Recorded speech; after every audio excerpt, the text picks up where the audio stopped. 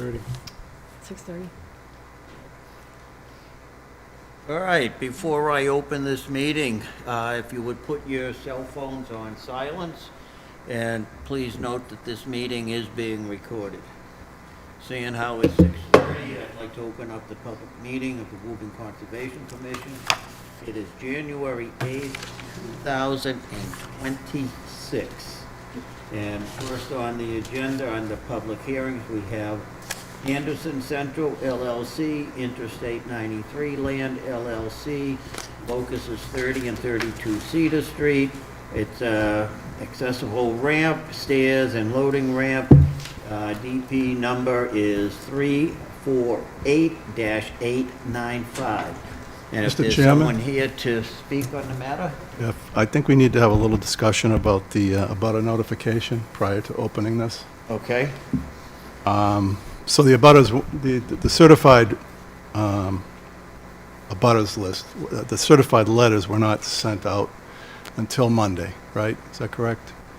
Yeah, January 5th. Supposed to be 7 days prior to the hearing. I'll hand it over. This is Keaton Hangus from Cummings Properties. Cummings did all the notifications, so I'll hand it over to him. Yeah, so in full transparency, I just wanted to update the status about the abutters list. So we notified the abutters using U.S. mail on December 22nd. We have since discovered that there was an issue or a mistake with that. It was not sent in the certified mail. So upon identifying the error, all abutters were notified January 5th, which is this Monday. We have certified mail receipts that were received the same day. There are 5 abutters that are not Cummings managed entities. So we have 2 signature cards that have been received out of the 5 abutters. Okay. Do we have those? Yes. I do. Okay. So I guess for me, maybe as a one-time deal, not a deal, but one-time event here, given that there was notification prior to, not the perfect way to do it. I think that we can, as long as you're willing to continue to our next meeting, to ensure that abutters who would like to speak that may not have received notification are able to do so. Would you be willing to do that? Yes. Okay. I mean, that's how I feel about this. Everybody okay with that? Yes. I think so, yep. All right, so we'll proceed, and we know we will continue. So, again, if there's someone here to speak on the matter, if you would state your name for note taker. Sign in. Good evening, Mark Slager from Allen Engineering here on behalf of Anderson Properties and Cummings Properties. The commission prefer to vote to open the public hearing first? Is that how it's supposed to go? The chairman just opens the public hearing. We don't vote to open it. Oh, okay. Yep. I think the consensus of the commission was that the abutter notification was acceptable for tonight in this one circumstance. This can't Okay. be a continual thing, but provided that the hearing continue, which has been agreed to. Okay. Good. So what we're proposing to do, the properties are at 30 and 32 Cedar Street, Woburn, over in the east side of Cummings Park. And what we're proposing to do is just construct a couple of access ramps where they're adjacent to some loading docks, and then create a new access point. This is the existing conditions, and let me blow that. You can see right now we have a parking lot, a little loading bays right here, a couple more loading bays here, and then we have an entranceway, an accessible entranceway here. And what we're proposing to do is construct a drive-up ramp here, and then another ramp for hand carts entering into the building. That other ramp would be right here. Then there's also an handicap accessibility ramp that would connect to the existing ramp over in here. The reason we're here, you'll notice there's no wetlands on the property, but let's go down a couple of pages here. This is the City of Woburn floodplain, local floodplain map. As you can see, there's some blue areas here throughout the town or the city that have been delineated by the engineering department quite a while ago as being in a local floodplain. Our project is over in here, and on the next slide, I've blown it up a little bit to show you exactly where we're talking about. This is the building where we'll be constructing the loading ramps, and this is the adjacent building. You can see the hatched area. This is the floodplain. There's no elevation given for the floodplain, which makes the whole thing a little more confusing, especially since everything flows downhill in this direction, so it's not like it's a flat, level area. It's actually sloping. It's gradual sloping, but it's sloping nonetheless, so I can't imagine the water getting too deep at all if it does flood. The flooding that occurred was due to a blocked culvert. I believe it was over in this location, somewhere in here. And that blocked culvert caused the wetland to overflow into the parking areas and come down in here. That was quite a while ago, probably 20 years or so ago. I don't have the exact date. I just wanted to ask, do you know if that blockage was cleaned out? Yes, it was. And do you know when, like approximately? Shortly after that flooding situation, they realized what the cause of it was. They went in and they cleaned it out, and since then, Cummings Properties actually acquired the property that contains that wetland, and now they maintain that culvert just to make sure there's not going to be any more flooding. So that's the only reason we're here, is because we're in a local floodplain, which under the Wetland Protection Act is considered bordering land subject to flooding. So there were a few members that were out at the site this past Monday for a site walk to get familiar with what we're going to do. And just move around here. So this area is going to be impacting the floodplain. There'll be a little bit of filling. We've got a little bit of compensation area, just leveling off the parking lot. There's not a lot going on here. But there's a large slope on the opposite side that we're planning on excavating out. We're just going to basically excavate into the slope, remove all the material, and build a wall to hold the slope back. And this will be the compensatory storage area. It's about 10 feet from the curb to the face of the wall, and it's a pretty steep slope. And we've provided a summary table of how the flood storage will be compensated for. And you'll notice that the flood storage compensation, the flood storage gained, is actually at a lower elevation than the flood storage is lost. I did my best to explain it without any visual aids at the site walk. A couple of the members wanted some additional explanation in the form of some kind of a table. So what I've done is a cross-section. This is the section line here, starting at the building and then going all the way over to the compensatory storage area. So this is the face of the building here. This is the existing ground right here, up to the curb and then up this steep slope. So you can see at elevation 84, this is below the area that we're actually filling.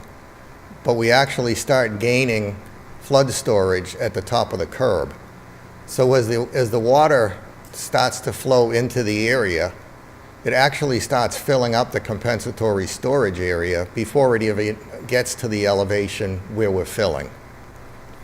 So as you go up another foot to elevation 85, you can see that we've gained 780, let me get my glasses so I can read the number. 788 cubic feet of storage, but we've only lost 76 cubic feet. So we've provided almost 10 times as much storage as we need at that elevation. And then you go up another foot, if we can believe the water is going to get that deep. We've got 1,124 cubic feet of water stored in this area, but the amount of water displaced was only 349 cubic feet. So the goal of the compensatory storage is to make sure that the impact to the flood zone doesn't displace the water onto someone else's property. So what this is doing, it's displacing the water into a storage area that's on our site. And when you get to the top of the storage area, I mean, if the floodwater ever gets this high, I think we're all in trouble. We've only lost 1,100 cubic feet, but well before it gets to that elevation, we've picked up 1,250 cubic feet of storage. So, assuming the water does actually get up this high, we've already accounted for all of the displaced water that was due to the construction, so it's all going to be in this area. And then as the water subsides and the arc runs aground, the water will actually drain out from this area and go down to the drainage system that it's supposed to go to anyway. So I think that's a good picture as to what happens. I know it's deceiving because the red area is a lot bigger than the green area.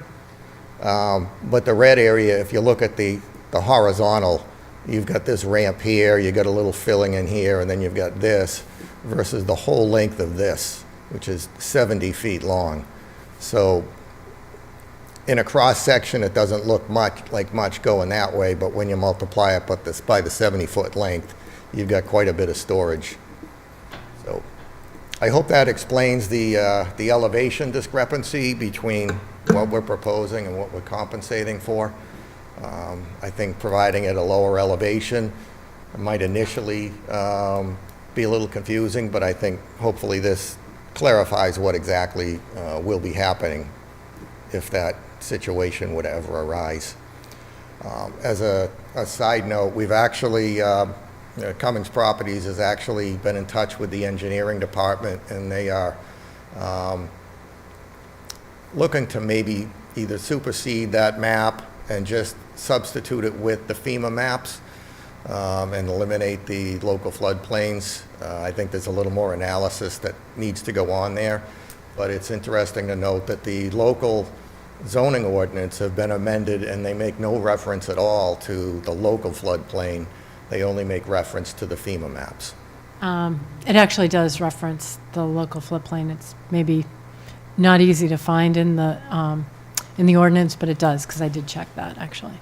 Okay, I was looking through the floodplain. Yeah, I can help you with that if you reach out to me when I'm in my office. Anyway, we're here because, you know, it's still jurisdictional. What happens in the future probably won't affect this project, but it would be nice to, if we want to build ramps at some of the other locations, we've got other clients that are interested in doing some work. It's kind of unfortunate that it's the way it is after a one-time event, but with that, I'll turn it over to the commission. I'll be happy to answer any questions. All right, anybody have any questions or I comments? got a quick one, Mr. Chairman. On the view above that, the proposed plan, can you just clarify for me the slope where you said the water flows down because it's a gradual slope? Which direction on that view right there? Is it coming down, or is it going like through the middle? It flows in this direction Okay. along the gutter line. Okay. There's actually a catch basin here, and there's a little bit of a high point. And then you can see these swales right here. These are concrete swales that collect runoff from the upper parking lot. There's another parking lot in this location. And they discharge the runoff. So that goes down to that, and does that go towards Cedar Street or Washington Street? It goes towards Cedar Street, but I don't believe that, it doesn't go into the drainage system within Cedar Street. It's all within the commercial park and eventually dumps into the culvert. Okay, so it gets drained on their Cummings property. Right, it doesn't discharge out into a public way. With the flow going kind of that way, the right-hand corner of that dugout area, does it catch, like the bottom, the right-hand corner catch any of that? Like force it into the compensatory area? No, this is actually, if you envision this is the curbing, this is the That's what parking I lot was- here. There's a curbing here, and the compensatory storage will start above the curbing. So the area won't fill up in any normal storm events. Okay. The water would have to get about, I don't know, 5 or 6 inches deep. Okay, that's what I was wondering, Here if before it's, it if gets it's into that. filling as it's raining and stuff. Okay, thank you. So, Mark, do you have any proof or evidence as far as, you said that there was a culvert issue. What's the proof that you have that was taken care of, that resolved the problem? Well, there haven't been any issues since that one event.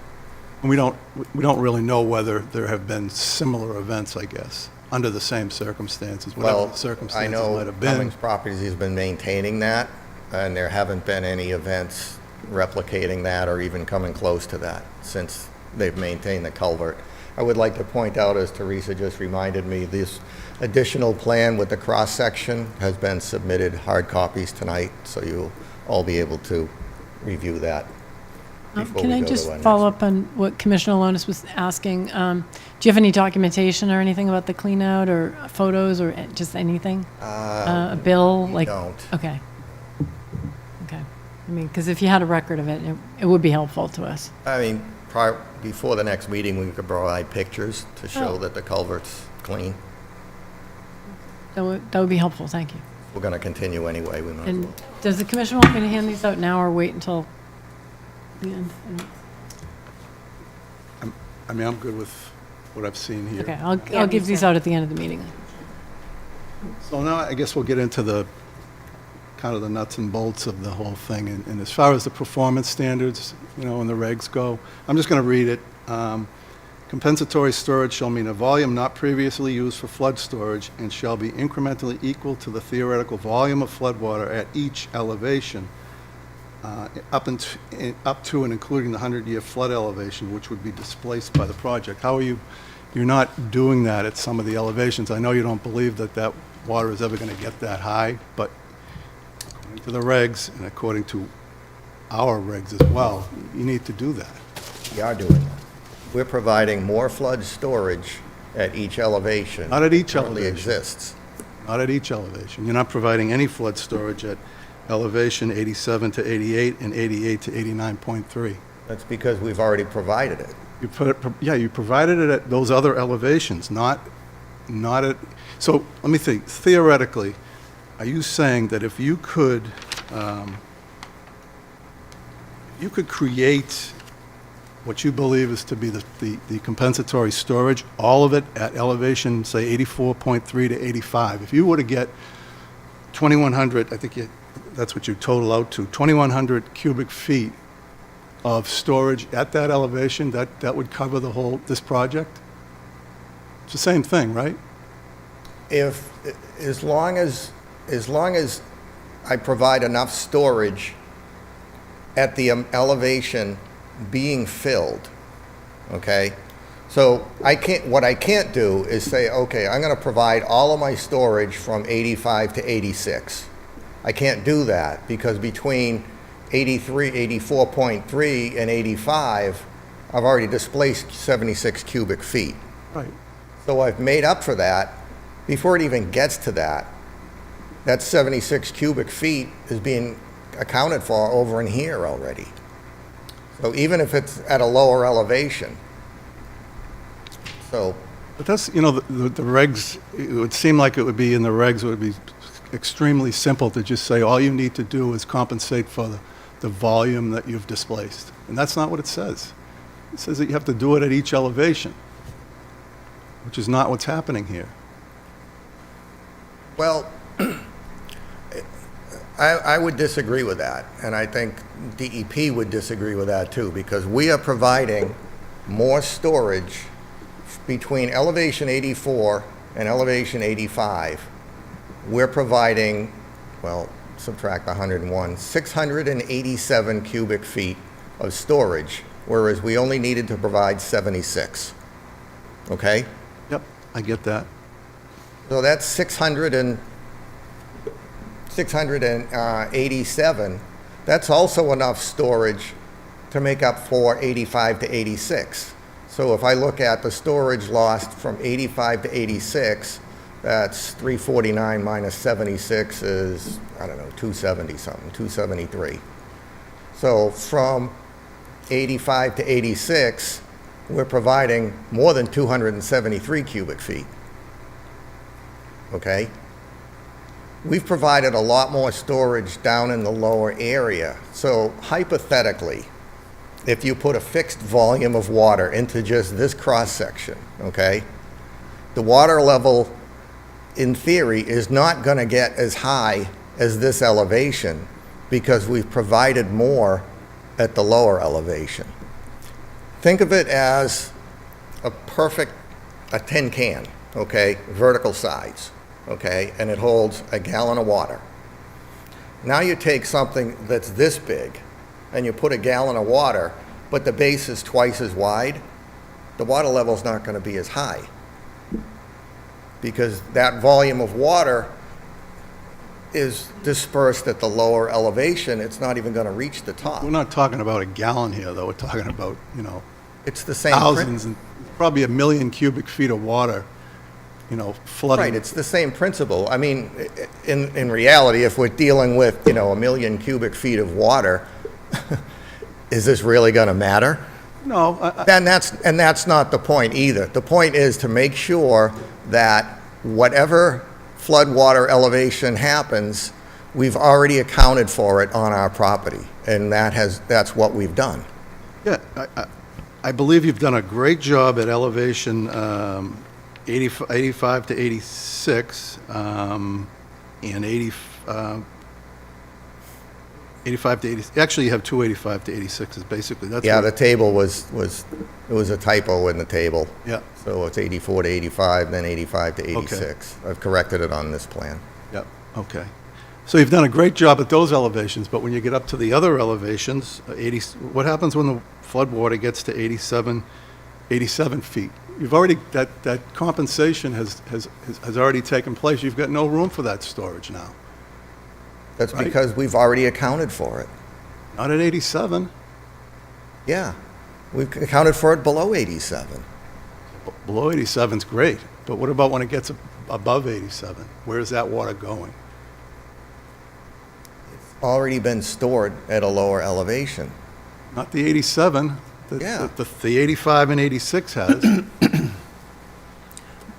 Mr. Chairman, if I may, Mark, so what you're saying is as it currently exists, without the creation of your compensation Yep. storage, if we get to 87, that's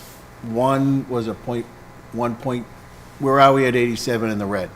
Up the top. My glasses aren't as good. Yeah, so at elevation 87, 677 cubic feet of water have been displaced by the fill. And what's the top part? What's the top number? One point? so- 1,100. And what would that number on the side be if we would? That would be 89.3, which is the floor elevation. of the building. So as it currently exists, and we would get it to the floor elevation at 89, if we get that much water, that, currently, it could get that high, but you're saying the creation of this would bring that water level down at 89, down to in between there, right there. That's what you're saying, right? Not necessarily.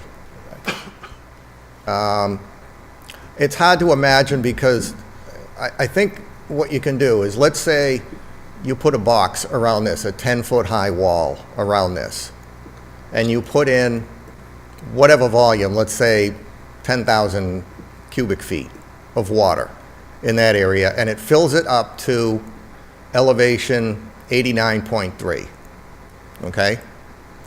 Then you go in and you fill in this portion, you fill in 1,100 cubic feet. If you don't compensate for that, the water level's going to rise by a certain amount. Right. So you compensate for that over here and you dig out 1,200 cubic feet.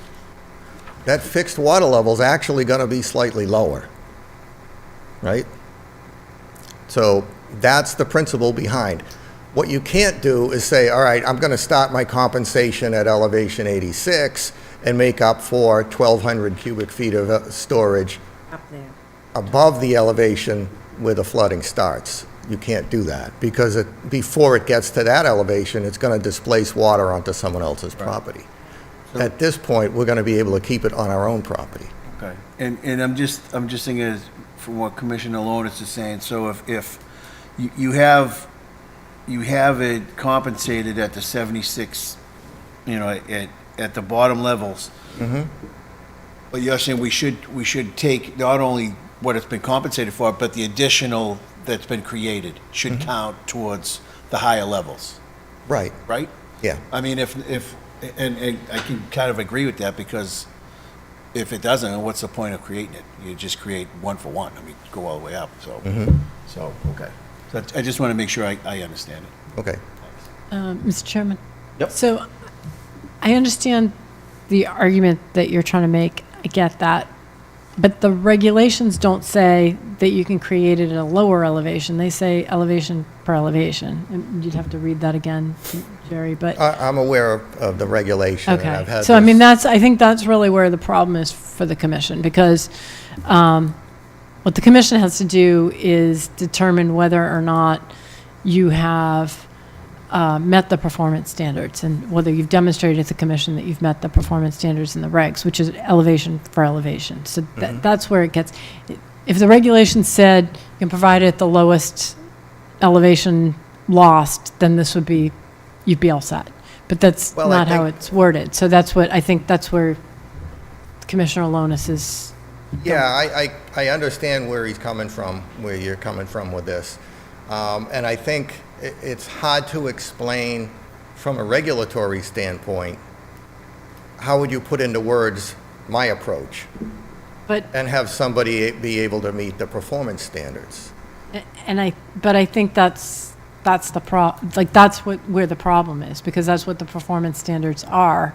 Right. And unless the, new regulations coming out change that, which I don't know when they'll be promulgated, and I haven't heard of any talk of that, but I the think regulations are what the purpose- regulations The are. purpose of the regulations is so that as the water level rises, you make sure you're providing enough storage so that it doesn't displace water onto someone else's property. And you have to do that on an incremental level. You can't just say, okay, I'm going to provide all my flood storage up here, and when the water gets up to that level, we'll be okay. Because what happens as the water rises?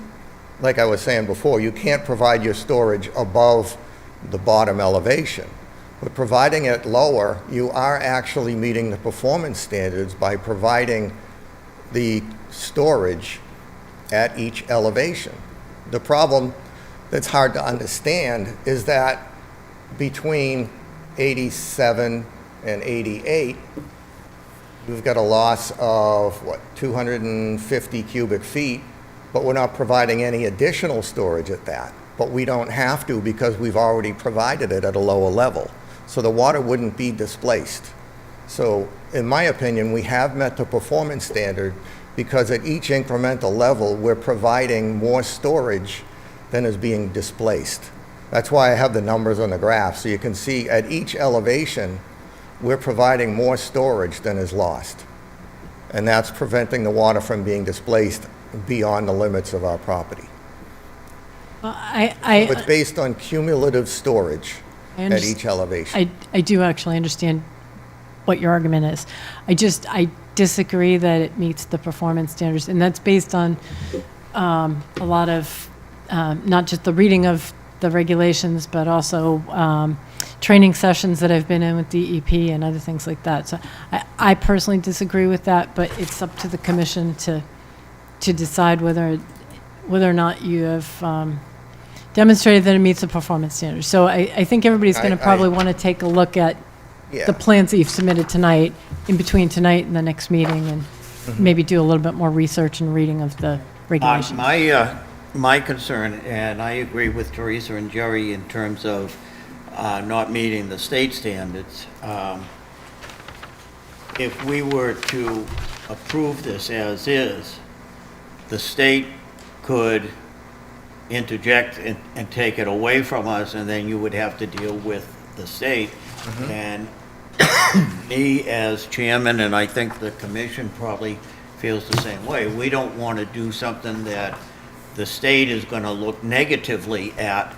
And for those reasons, I think that if there, and we have time now because we are going to continue, to maybe look at it a little bit more in detail. And if you can address the issue about the regulations from elevation to elevation, that might give us a little bit more leeway. But right now, I don't see that happening. And again, my concern would be that if the state reviews it and doesn't like what they see, we lose control of the project and you have to deal with the state. Well, they already have done their initial review and haven't done any, they did issue some comments. It didn't have anything to do with this. I know whenever I submit something that has to do with a floodplain, they make an extra effort to look at everything. I've had them interject on a property before where we were filling the floodplain. It was adjacent to a lake and it was going to raise the water level, I don't know, 10 to the minus 4 inches, which is negligible. And they still issued an appeal and saying we can't provide, we have to provide additional compensation to make up for it, which we did. I've never had them come back and say, no, you can't, you have to provide it at a higher elevation. A lower elevation, yeah, okay. But as, you know, if this were adjacent to a lake and the lake level was right here, say elevation 85, we couldn't dig down next to the lake and provide that as storage and say we're good. But where this is all open ground, it's not even subject, I mean, it doesn't flood on a normal basis. It doesn't convey water except maybe down along this curb line. So again, what I'm doing, in my opinion, certainly meets and exceeds the performance standards. I think what maybe we could do is have Mike Avaney from Cummings reach out to the DEP and have them specifically look at this. I don't know if she'll give a response because they tend to not want to give a response in an open, while a hearing is open. They leave that to the commission because they don't want to sway the commission's decision. Mr. Slager, if I could just for a minute. Right where you just went, it was my head was already there, right? Making the call in there. And if I'm understanding you correctly, you call up, you ask for advice, and they don't like to give advice while something's open? That's the way it works? That's correct. That is And unfortunate. the reason they say that is because they say they're prejudicing Yeah. any appeal. So I guess that is what it is. It's unfortunate. I still would like you to make that phone call and still give it a shot And or I would whatever like like that, to because this is be a able little to get an dicey. answer too. But the Yeah. way they look at it is if they were to offer an opinion at this point and the neighbor wanted appeal, we would use the argument that DEP already approved it Right. and they don't want to have that happen. Yeah, I got it. It's unfortunate. I don't know if you would have any better luck, but I've tried on several different cases and they wouldn't offer any opinions. Well, certainly we can reach out and see if we can get some clarification. But I do agree with you, they do not like to prejudice the process because they are the appellant agency. I don't think they like to comment on specific projects, but I mean, if a hypothetical, you know, as far as the compensatory storage goes, I think they may have some comment on that. I've even reached out in hypothetical situations, but they know that any hypothetical is specific to one case. I already went there in my head, too. Yeah, we can't fool them that easy. Yeah, oh, jeez. Mark, just a clarification, a little bit on John's question. If you could pull it down a little bit to the top. We've got storage here, correct? Yes. When does that begin to take effect? Because you've got an elevation of 84, and then you've got an elevation of 85, so that means the water's got to go uphill. Yeah, as the water level rises between 85 and 80, I think it was 86, somewhere in there, 80, 85.9. 85.9. So this is a little bit of a high point. We're just going to cut that down and level it off. So that 146 cubic feet is actually accounted for between 85 and 86 right in here. So not all of the storage between 85 and 86 occurs in this area. Some of it occurs here as well. So as the water level rises, you know, imagine there's a wall here and the water gets deeper and deeper. We've compensated for a little bit of the storage that that would have been displaced anyway. So there's a little knoll here. We'll level it out, and the water level would seek its own elevation in that area, and then continue to rise until Noah's done building. Anybody else have any comments? Just one more quick one, Mark. If you look at the top of the page there, I'm looking where you're considering there. Like, it looks like above 88. Like, couldn't you go up higher to that guardrail, and you create more storage between 88 and almost probably, I don't know, it's almost 90 or so right at the top there. Yeah, I was trying to stay away from the root for this tree, but, you know, if the commission feels they want to provide more storage at the upper elevations, I suppose we could, you know, do something funky with the wall, or maybe save that tree, or maybe the tree isn't worth saving. Or maybe extend it out. Well, extending it out this way isn't going to give you the higher elevation storage that the commission's looking for, but we Yeah, could- would it be possible for it to meet, up to the spots that we're concerned about then? I'm curious. I mean, it'd be close. I mean, I don't know about 89. Yeah, it probably would be 89.3, I guess, is the top elevation, right? So, I mean, it gets to 90. It actually starts to level off here because the guardrail elevation is right around a little under elevation 90. So this is, okay. It's kind of flat here. So if we were to dig this out more, we might end up losing the tree. But it's not like it's a 30-inch oak or anything like that. It's Right. just an I ornamental would tree. take a look at that. Sure.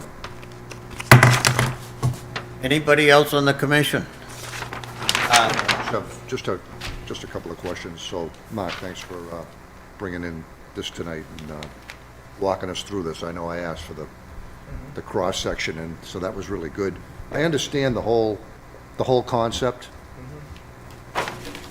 Doesn't fit with the regs, and I understand that too, but somehow if we can get some clarification on what the right approach is, that'd be good.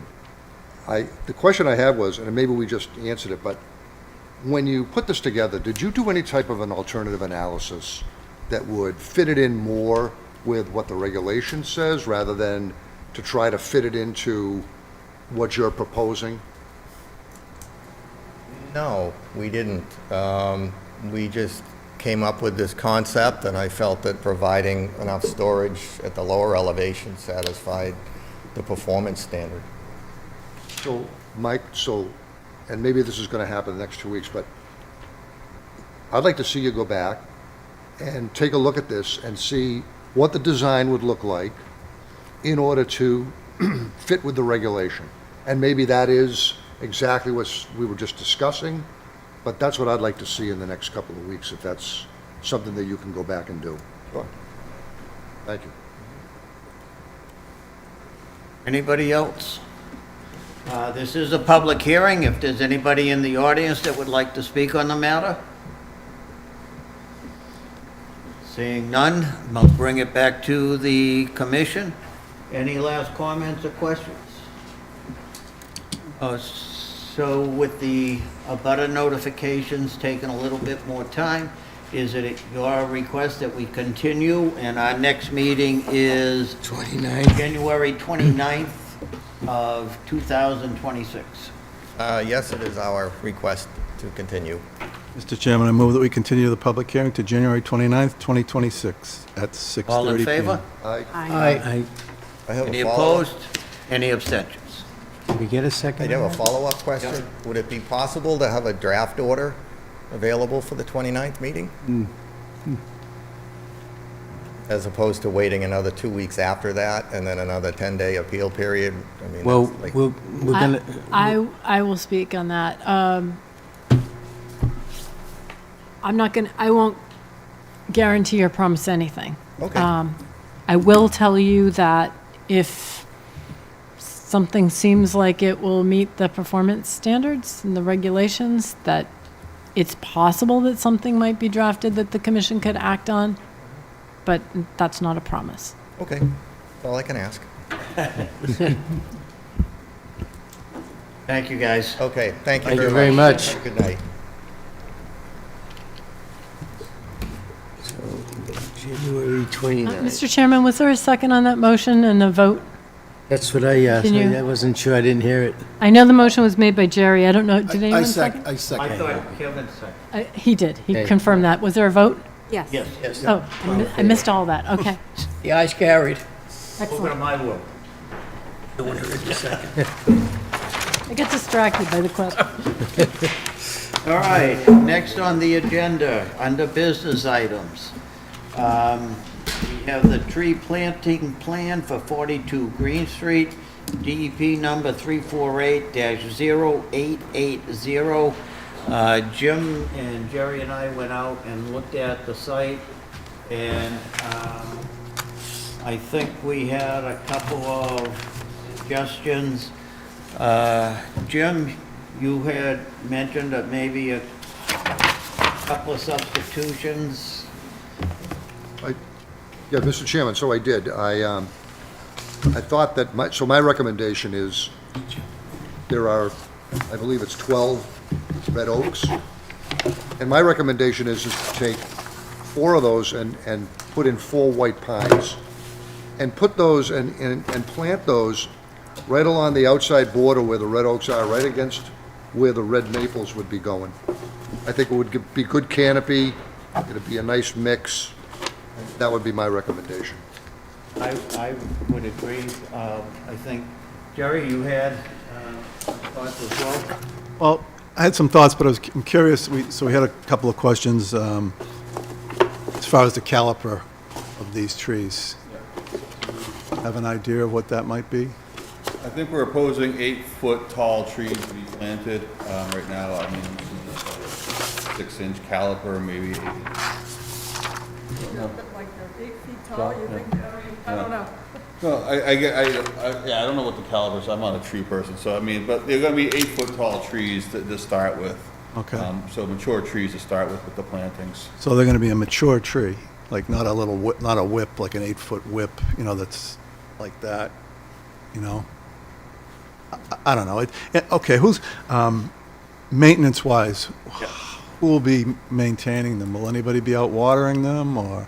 As part of our performance spec, we have a year worth of watering to make sure they get established, and then after a year, it would then turn into just kind of more natural cycles.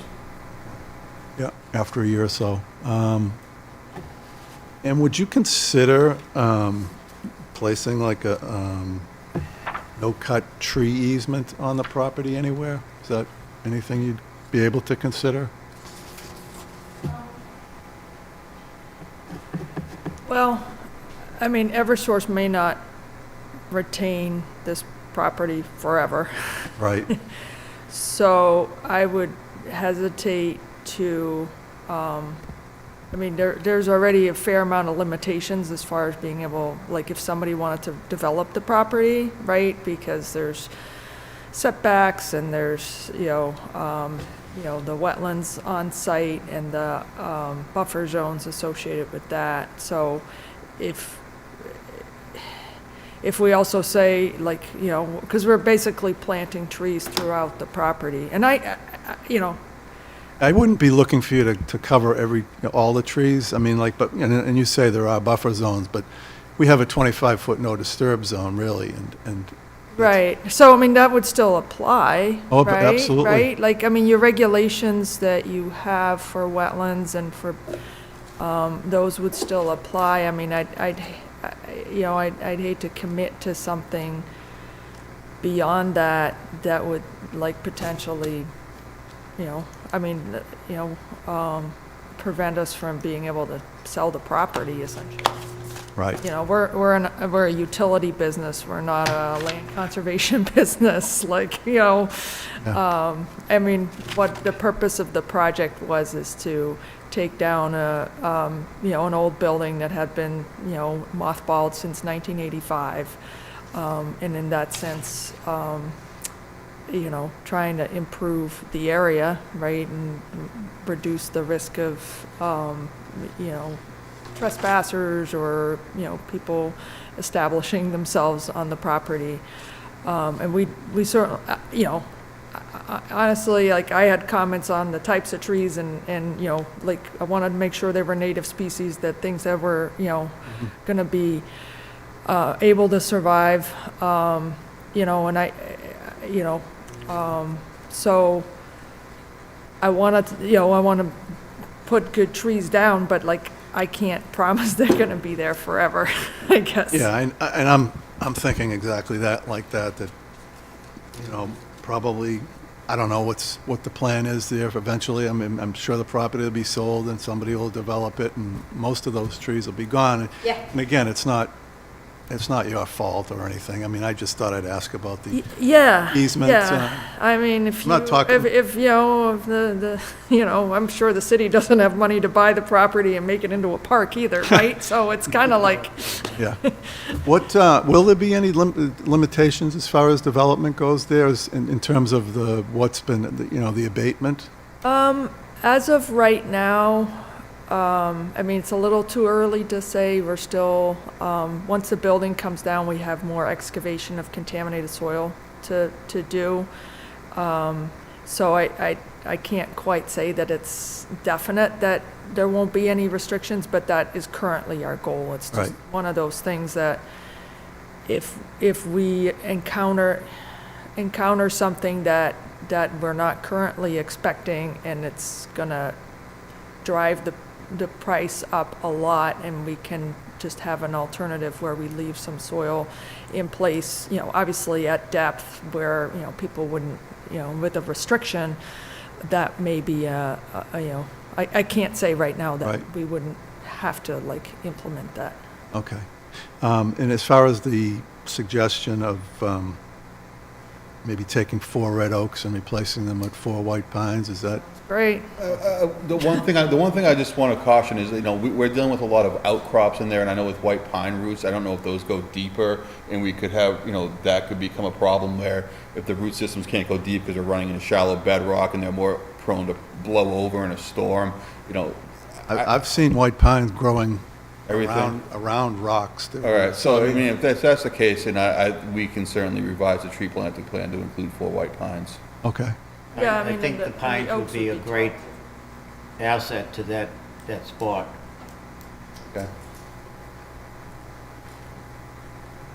I mean, if the commission wants to, mark up a plan, or, Teresa wants to mark up a plan, that would, I mean, we put something out as a proposed, it's not a, it wasn't a landscaper that we just, Yeah, I tried right. to come up with the, kind of species that, a mix of species and things that are native. Right. Yeah, that was developed using the 2025 Conservation Commission tree order form. Oh, okay. Where those species came from. Okay. Yeah. Good. Yeah, I mean, unfortunately, I appreciate the planting of the trees and the species, but I just have a feeling that, 10 years from now, just because of development on that site. But whatever, that's not your issue, so. Yeah, I mean, maybe not, right? And to the extent that I mean, even if you have 10 years of tree growth, that's still 10 years of, carbon storage Yeah.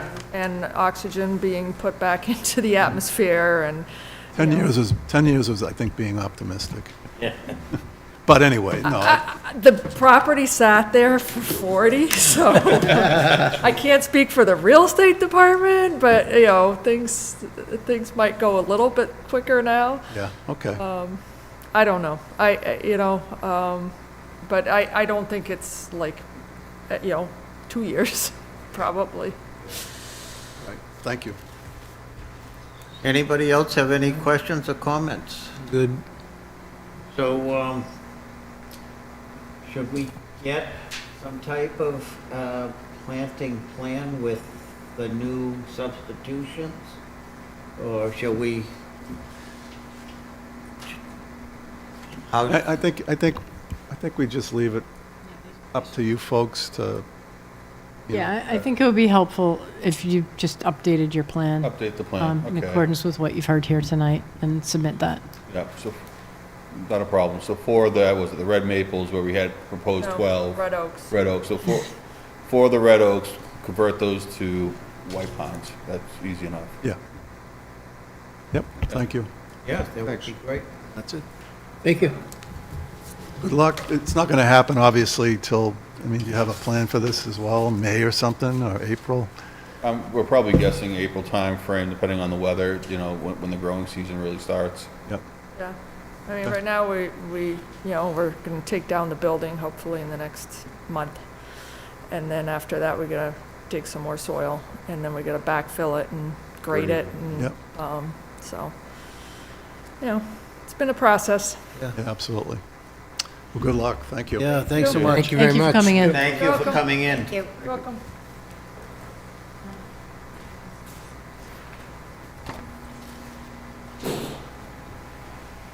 Mr. Chairman, Yes. if I could suggest going down to file request and B.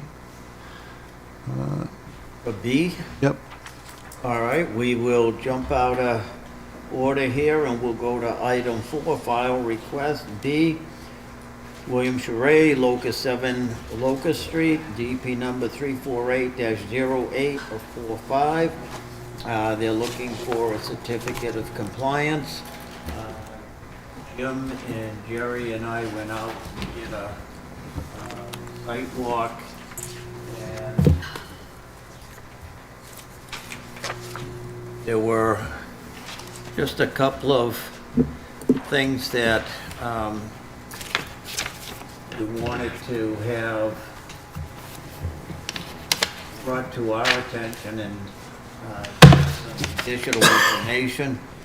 Originally, there was no infiltration system for this project, and now we have an infiltration system, and we don't see on the plans where the location of that system is, and we don't see where the cleanout for that system is. And I think prior to issuing anything, we should probably have that information. I believe there is someone here that could answer Okay. that question for us tonight. Sir, are you here to speak on the matter? Try to answer your questions. If you could, Mike, if you could just sign in, Yep. please.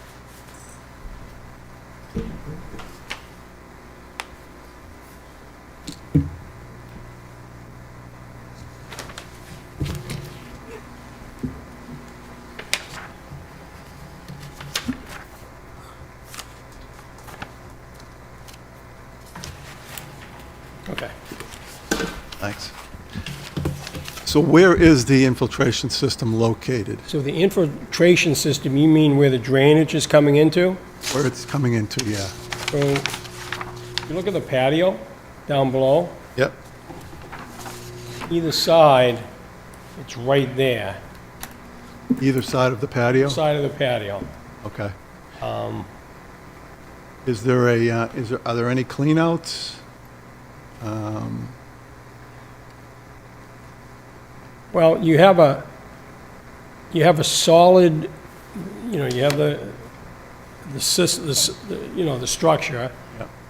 And then you have the material, silt material that is in there, so nothing, no dirt or soil gets into it with stone in that.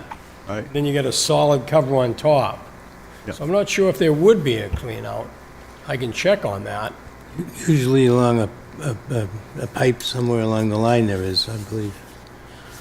so the gutter system, is it closed off? Like, can leaves and stuff get into that gutter? I Was it- believe they put gutter, what do they call it, up top? Oh, up top or down Yeah, below? Up top, yeah. I don't know. Oh, yeah, okay. That would be the only thing that would Yeah. maybe, clog it or whatever. Clog it up? Yeah, I mean. But I mean, I hear you. yeah, I think we were just concerned about maybe finding out where it was Yeah. and whether or not there was a clean out. And just making sure that it wasn't directing water, piping that water into the wetland, but it's not, Shouldn't. yeah. Given that where it is, I Right. mean, you kind of know them, so. And then it's, obviously, it's a closed loop, downspout system, connects into each other, so it's dispersing the water evenly, Right? but, Yeah, I mean, I think given the fact that the infiltration system wasn't proposed and it's there, I think that's going to be a plus for hopefully forever, but until it gets clogged up, and then maybe someone will want to clean it out. But once it gets clogged, obviously those gutters are going to overflow, and just the way it would have happened anyway without the infiltration system. So I'm okay with it. I was just kind of curious about where it was and. yeah. I would agree with Commissioner Lonis about it's probably a plus. The thing that disturbs me is that there's always a pre-construction meeting, and in those meetings, it's always stated that if there are any changes to the plan, to run them by us. And once again, we don't have anybody come in before us to run the changes in front of us. And it gets very, very frustrating. And I don't know how we deal with it, but it, at some point, has got to stop.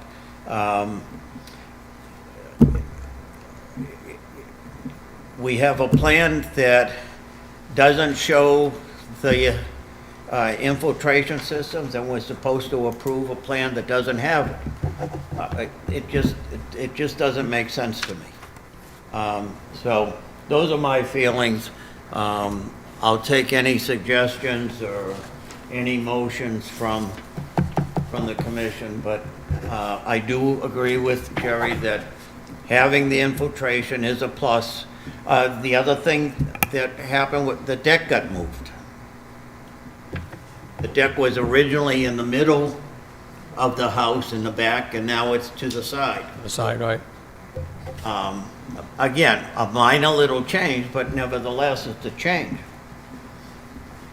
I agree. I'm not gonna disagree with you, so.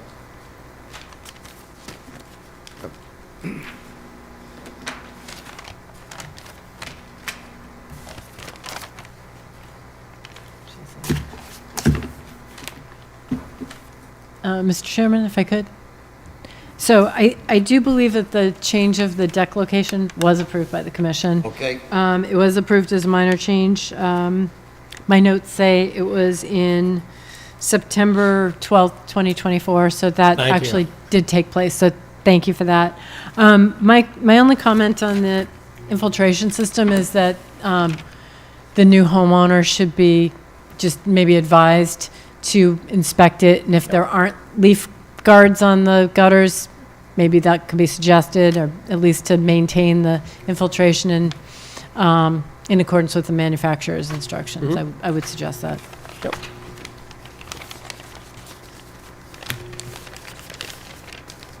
Mr. Chairman, I would move that we issue the certificate of compliance. Second. All in favor? Aye. Any opposed? Any abstentions? Abstain.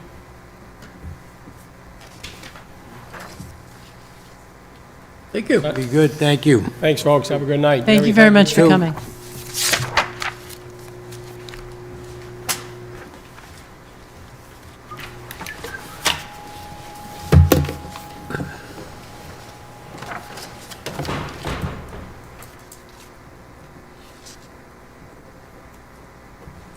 Thank you, Jerry.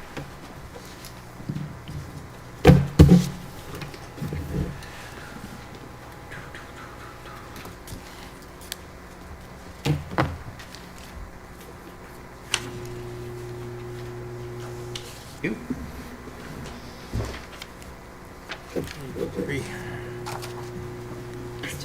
This is the plan that work.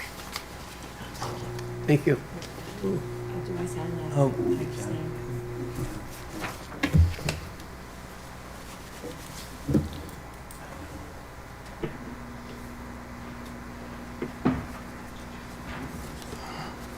Oh, okay, thank you. Thank you. Goes over here.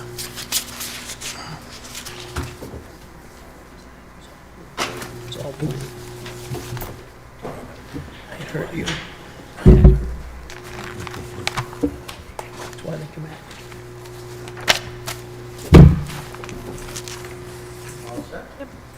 All right, back to business items. B, request to withdraw notice of intent from the MGB project at the Vale, DEP number 348-0838. Chairman, I would grant that we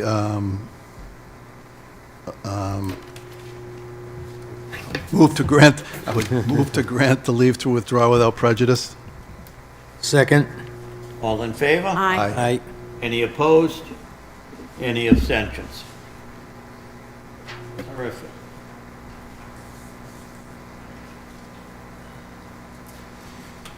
Do I need to sign anything for that?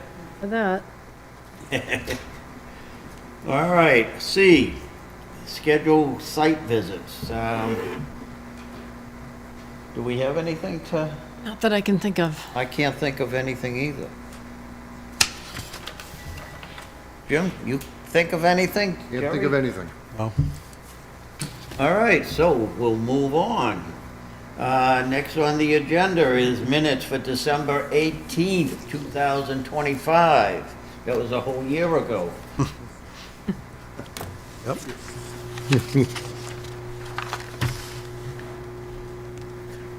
Any corrections, additions? Mr. Chairman, I move to accept the meeting minutes as drafted for December 18th, 2025. Second. All in favor? Aye. Any opposed? Any abstentions? Beautiful. Commissioner Malone, encroachment updates? We have the two encroachment situations. The first situation, 82 Lexington Street. The update, as we know, is the barriers that we put in at the end of the driveway have been installed. That is complete. There was a follow-up discussion we had regarding an idea to perhaps put chains between each to prevent the vehicles, from getting on our property. I've been held up trying to pursue that quote. I did finally, after phone messages and several text messages and the like, receive feedback today. We will be getting a quote from Dorigo. He isn't interested in doing the job. He's trying to sort it out because it's an unorthodox request to have chains connecting in. It's not something that he normally does, but he is interesting. He is going to do it. And the next time we meet, I will have a quote from Mr. Dorigo and we can move forward on that. Great. So that's a TBD on the change. On the matter of Salvati, we did have a discussion of the encroachment regarding Robertson Way.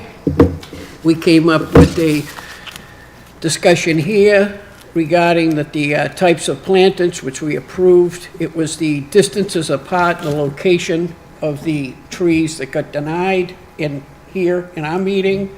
That information was forwarded to Mr. Salvati with the recommendation perhaps on wording and how to approach it.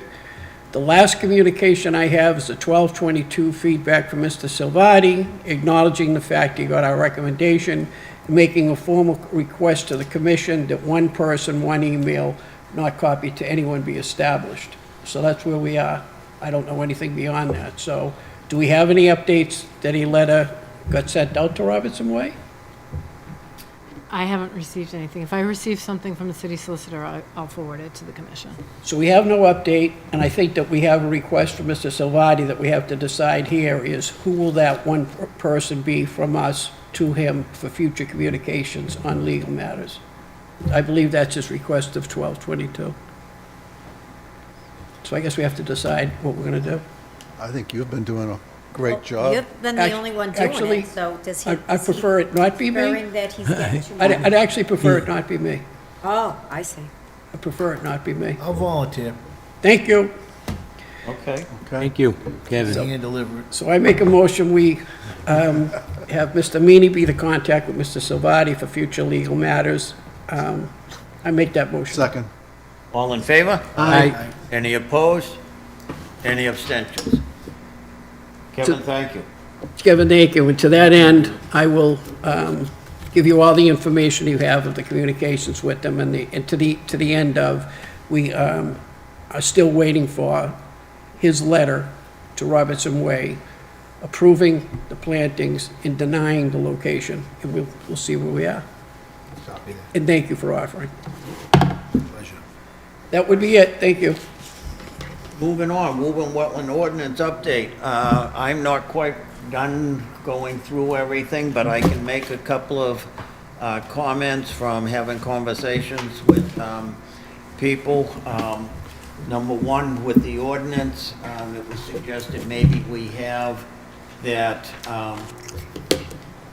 we have in the ordinance that we not open a public hearing without a DEP number and Woburn number. We have that already in the regulations, so it doesn't need to be duplicated. And the other one that I want to mention, because I think it was a very good idea, and that came from Commissioner Joyce with the vernal pools. Now that we have 3 established, one up by the Battle Road and 2 over by the pond, that we establish a no disturb area of maybe start off with 25 feet around each vernal pool that is now verified, and in the future for any other pools that may come about, that we establish a 25-foot no disturb or buffer zone. So I have a question on that. Right now, I believe the no disturb zone generally for wetlands is in the regulations, not in the ordinance. So I would suggest that it would be the same for if The there's a number. no disturb zone around a vernal pool, that would be in the regulations as opposed to the ordinance. Does anybody disagree with that Makes, way of looking at it? Okay. So vernal pools would come under the, Well, the no disturb zone, okay, I think, would be addressed in the ordinance. The protection of, like, the areas protected should be specified in the ordinance. And then how they're protected, the details of that can get into the regulations, I believe. But if commission members, if any of you have any suggested changes or amendments to what was drafted, if you can mark that up and get it to me, say by the end of next week, that would be great, because then I can consolidate if there's multiple things and get that out to the commission for another go-around. And if people have any questions on it, I'm available. okay. thank you. Good. Any other discussion? All right, moving on. 4A, under file request. Montvale Land LLC, Vale, Hill Street. Notice DEP number 348-0838. This is small load. Request for a certificate of compliance.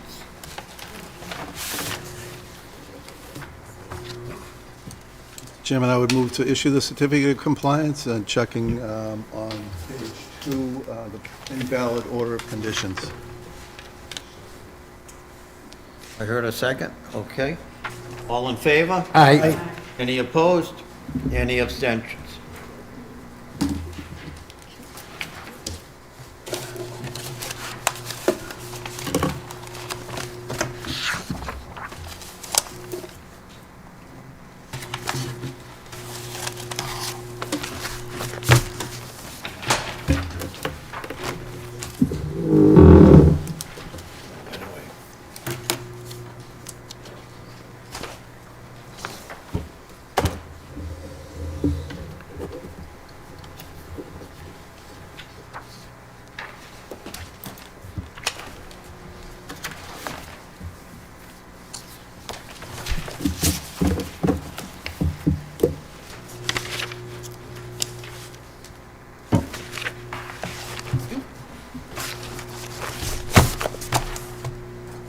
Thanks, Jerry.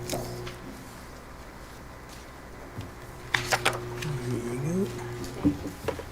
Certainly.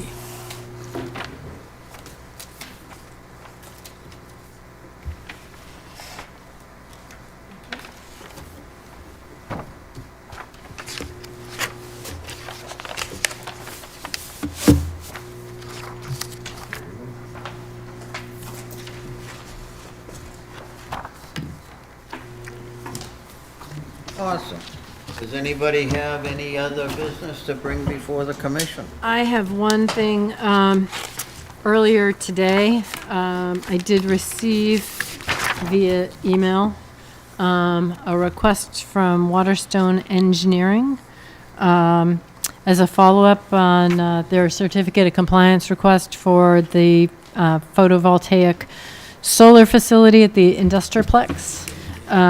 So I did provide copies to the commission members. They're basically asking that the commission either issue a certificate of compliance final release or provide written determination identifying the specific unmet conditions of the order of conditions with citation to the condition numbers. So if the commission wants to discuss that now, that's fine. Otherwise, discuss it at the next meeting. But if anybody has anything to say on that. So, Mr. Chairman, as well, I took a peek at this today, the letter. It's kind of almost an ultimatum to us to either issue a certificate or provide information as to why or not. We did a site walk. I think we generally felt that we wanted EPA's final sign-off. These people don't believe that that's something that we should be hinging on. But we also felt as though, I think when we were out there, that there were some areas that were jurisdictional that were not vegetated to the extent that I would like to see them, especially given the sensitive site. So that would be condition 92 as a siting. And then condition 104, which would be the issuing the certificate of compliance, we would be looking for an as-built plan, which we have not received, an in-field surveyed as-built plan, which we have not received. So I would add that to what we're looking for. I think is what we need is that as-built stamped and signed, and that's condition 104D. Put that written. I can do that. Yeah, it seems like they're pushing us for a certificate of compliance. And again, I think the site is sensitive enough that I would agree that it's definitely sensitive enough, and I was kind of taken back when I saw this.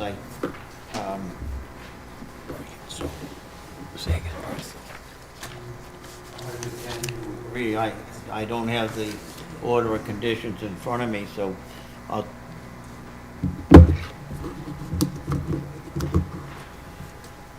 take the information to heart for 92-104.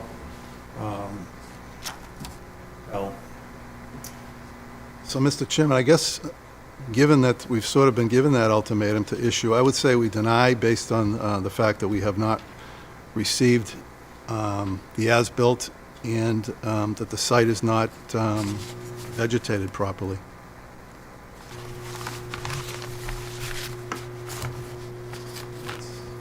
That is a motion. Second? All in favor? Aye. Any opposed? Any abstentions?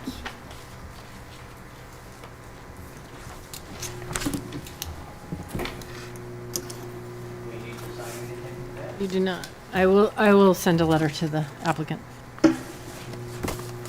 Anybody have anything else? Hearing none, Mr. Chairman, I'd like to make a motion to adjourn. Second? Yep. All in favor? Aye. Any opposed?